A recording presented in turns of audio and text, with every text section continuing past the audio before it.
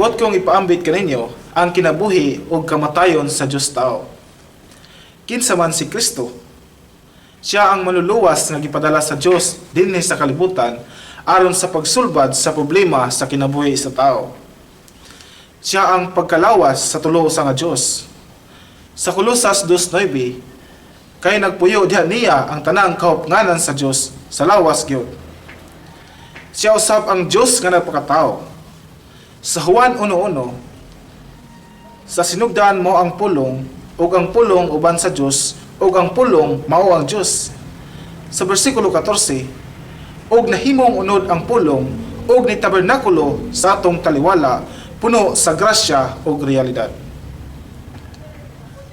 Karon si Kristo, siya ang kompleto nga Diyos, siya usab ang perfecto nga tao.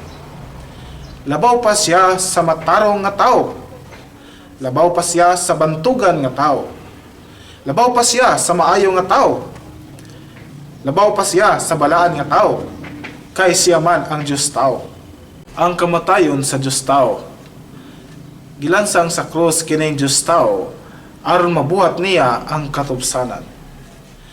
Namatay siya nining tulo ka pagkabutang.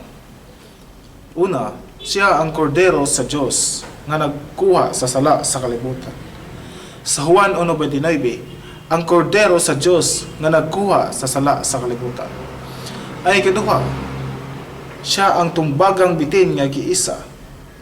Namatay siya aron sa pagdukmok sa karaang bitin nga mao si Satanas o sa pagsulbad sa lalas sa bitin nga naa sa tao nga mao kini ang daotang kinaiya niya.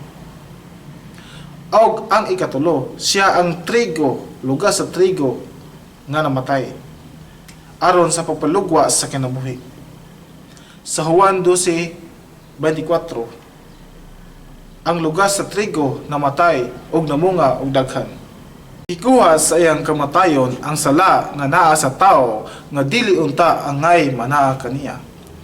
O gipaambit niya ang iyang Diyoston nga kinabuhi aron mabatunan siya sa tao.